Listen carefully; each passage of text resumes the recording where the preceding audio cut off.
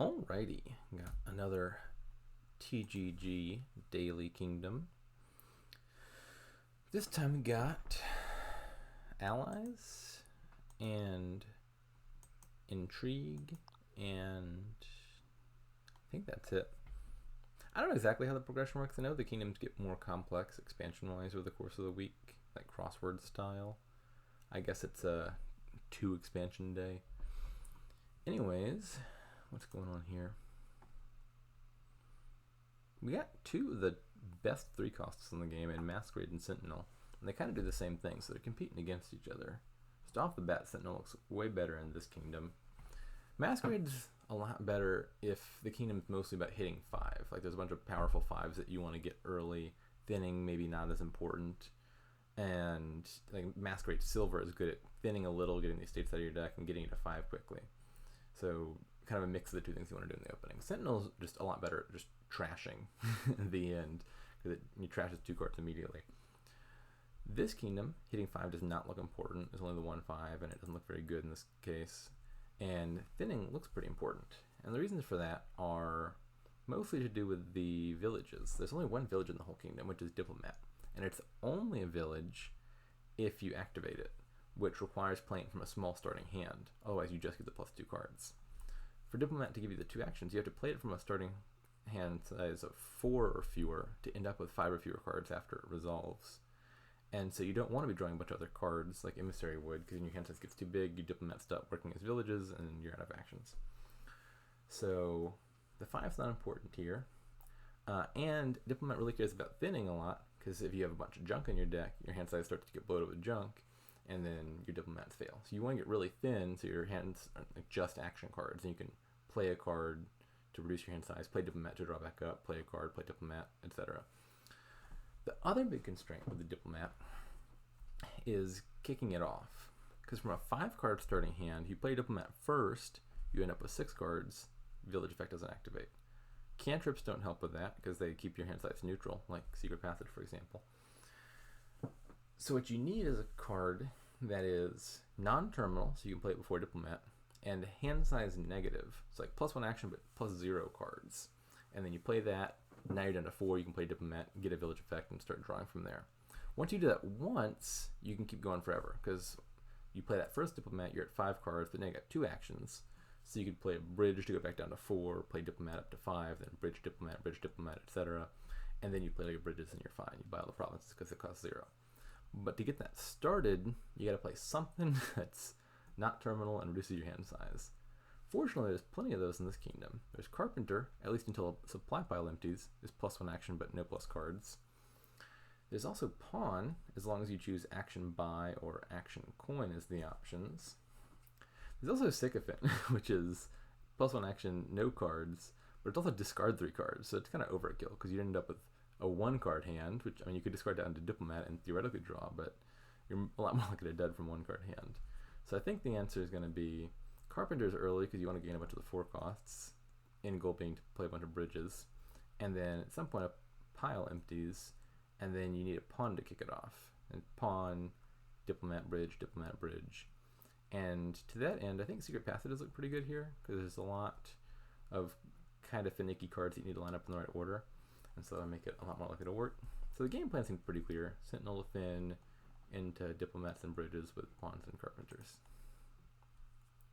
How to open.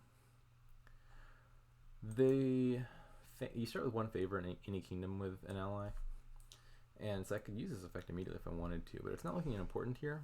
Like, you could reduce the cost of a 5 to 4, so you could open with a 5 even on a 3-4 split, but already established with the 5 does not look good here. So I think this favor is just not going to be relevant, at least for a while. The 3 seems really obvious, Sentinel being the better trasher, in this case at least. The 4, I see 2 reasonable options. The most obvious one is Carpenter, just because like that's where your kingdom is going next, immediately after the Sentinels. You get thin, you get some Carpenters to gain the 4s, and might as well get started with that. Not trying to hit a price point. Sentinel Carpenter is never going to hit 5, but that's fine.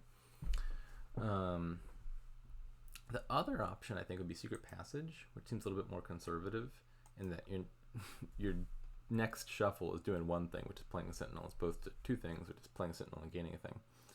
But avoids the disaster case a lot better. Bottom decking the Sentinel would be terrible, because the most important thing here early is getting thin. And it also makes you a little bit more likely to find the Sentinel turn 3 as opposed to turn 4, which is a little bit better, because then you don't trigger a shuffle.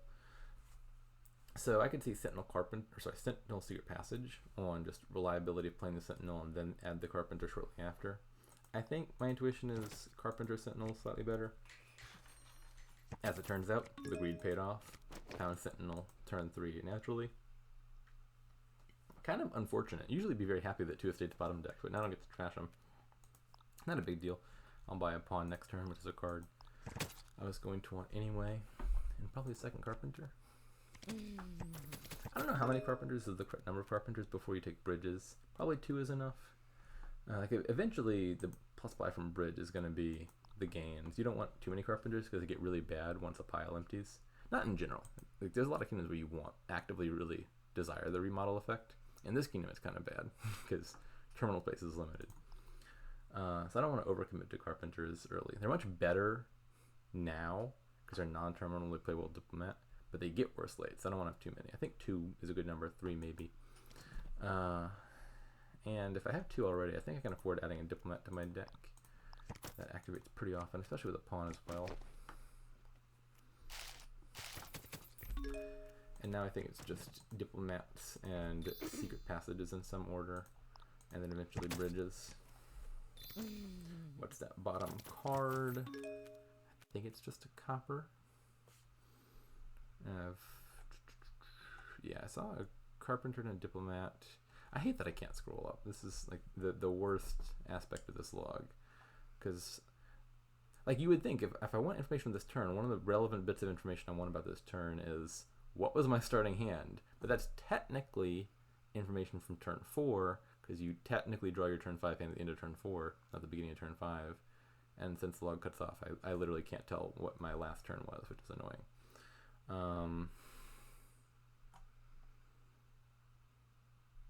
Oh, I had 4 coppers on hand. I drew 2. Wait.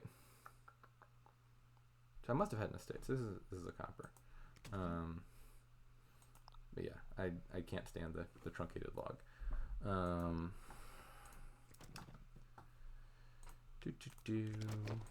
Trash 2. Okay. That could be a really bad hand if I don't find the other Carpenter. Yeah.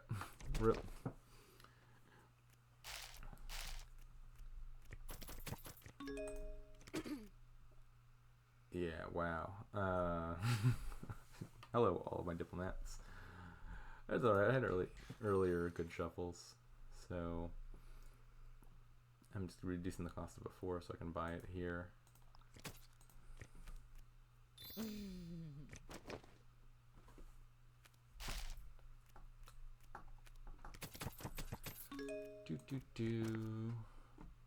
like to put the estate on the bottom, I think, because that's a place where my Sentinel is likely to see it. Also, just in general, I don't want to draw the estate, so that's probably where I put it anyway. But doubly so here because Sentinel's coming up at some point soonish. I do believe it's easy for the client to bug out with Secret Passage if you like take the card and drag it outside of this little box. So you got to be careful about that. I don't know if that's a bug that's already been fixed, but I'm sure it will be at some point. But at the moment, the game can easily crash if you aren't careful with your Secret Passage placement.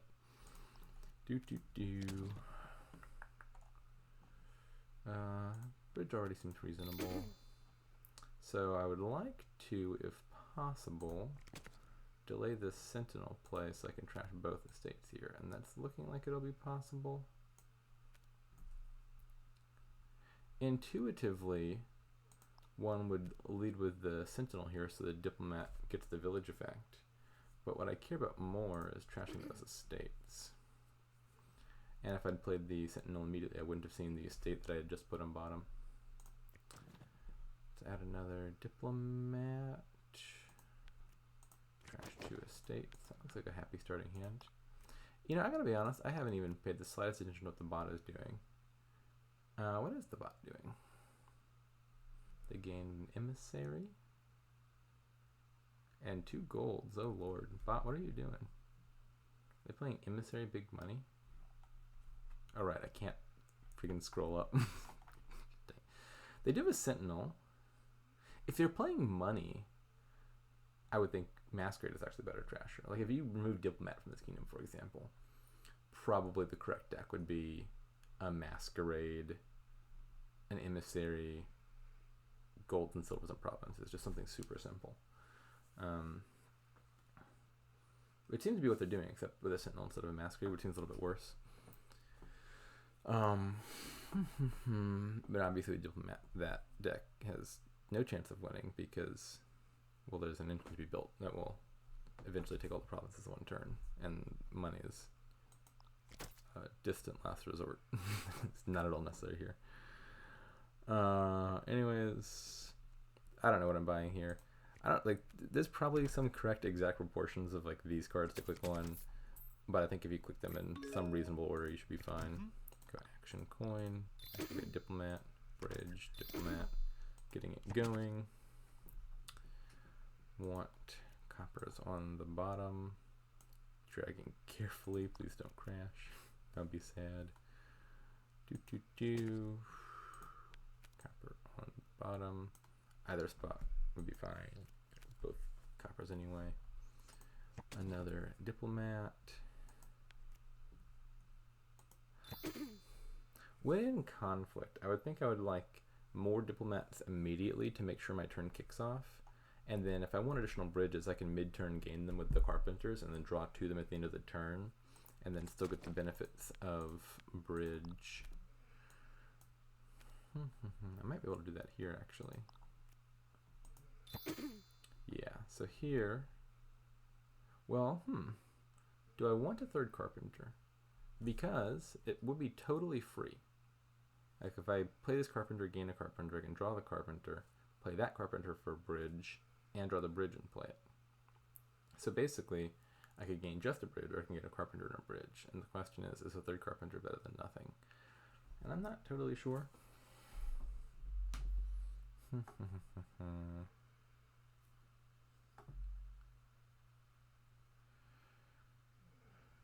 I don't think it's necessary. I feel like I got sufficient gains with the bridges. If Diplomat's empty, the Carpenter's gonna be annoying. I'm not sure about that. I don't want to play this or I'd have to top deck a copper. Alright, I got 4 buys and everything's really cheap. So we can go Diplomat.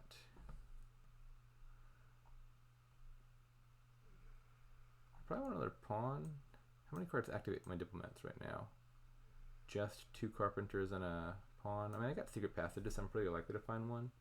But I could do with a 2nd pawn to activate it. And then maybe, no, like I said, bridges at the end seems just clearly better than bridges at the beginning. That looks like a nice turn from the bot. Activate the Emissary, also play the Sentinel by a province. It's about the best possible thing their deck can do. They reduce the cost of the Carpenter pile. I can't explain that. Okie dokie. Does it matter much when I put back? These are all cards I want to play. So probably I'm just putting them, whatever I gain, on the top, I would think. So action coin, or maybe action buy. I got a bunch of bridges. I don't need the coins right now. Now we go Sentinel. Do a Carpenter first.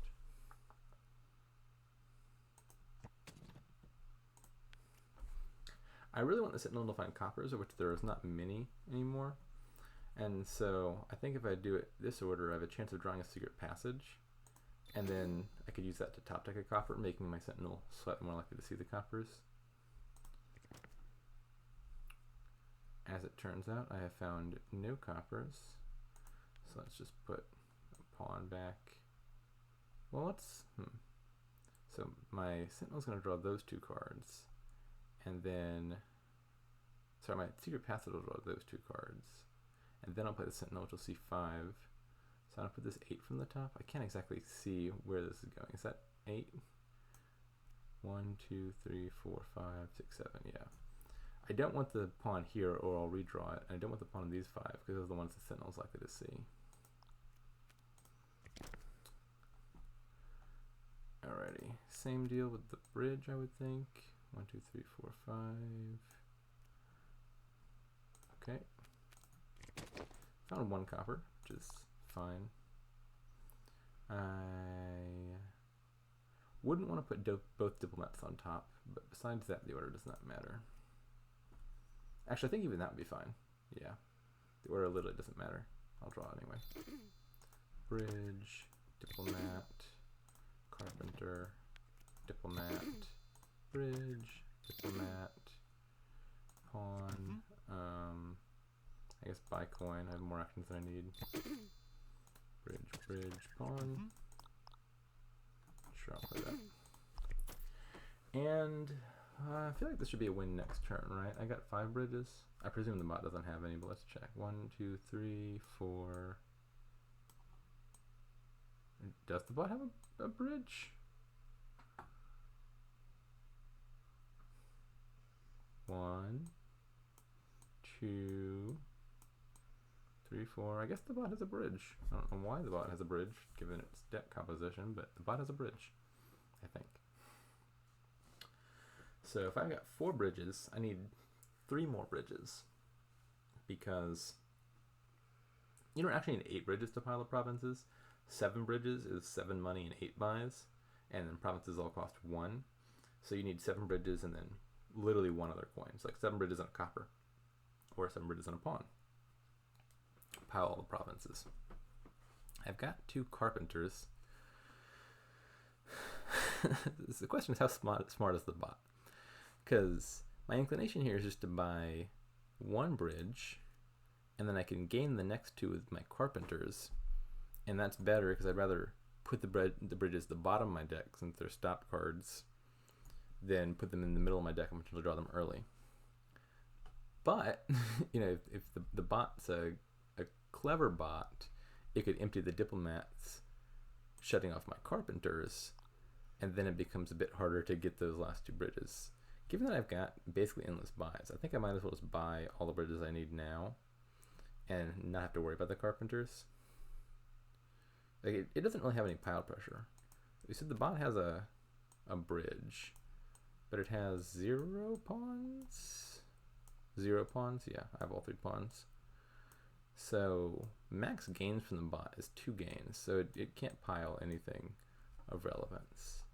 So I could even, do I want the last diplomat? Probably not. I'd rather have the carpenters be non-terminal.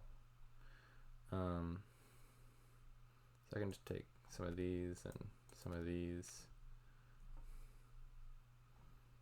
and this should be a pretty trivial win, I would expect. Oh no, the bot has got a second province.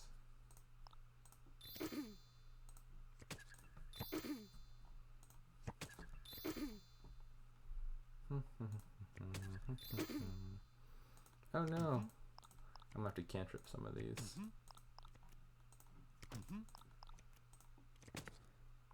That's really disappointing because it means I don't get to run up the score on the bot. I would have rather play more of the pawns for like action buy to buy additional duchies and such. Not that there's any strategic reason for it, but you know, bad manners is okay when you're playing against the bot.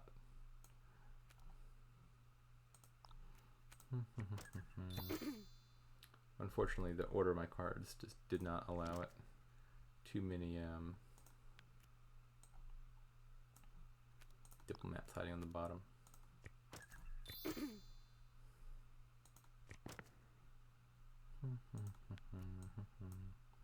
Here's all my diplomats now. Provinces now cost less than 4, so oopsie.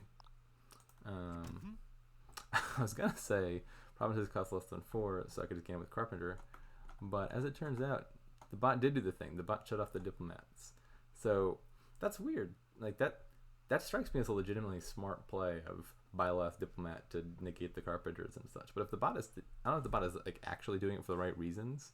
But if it is, and you could recognize that, like, why isn't it just building the engine? I don't know. Maybe that was just circumstantial. But it feels like the bot accidentally made a good decision that would only make sense if it saw the engine, which it's not playing. So I'm a little confused by that. Maybe that was good, maybe it was luck. I can't say. Anyways, action buy. Do this. Those bottom 2 cards are Sentinel and a Copper, which I can't actually remodel into provinces. I can't use the Carpenter to gain provinces per se, but once they cost 2 or less, I could turn any card into a province just using the remodel effect. So yeah, with a slightly better set of draws there, I could have gotten a few more duchies. Okay, 1 more duchy. We'll have to settle with 7.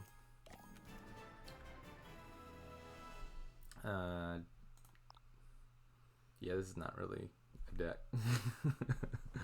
I'm sorry, Hardbot. This is not the Kingdom for money. Like I said, if you want to play big money, I think it would just be like 1 Masquerade and an Emissary. Keep it really simple. Masquerade money is pretty strong as far as big money goes, which is to say, like, still really weak, but the best thing to do if there's no engine.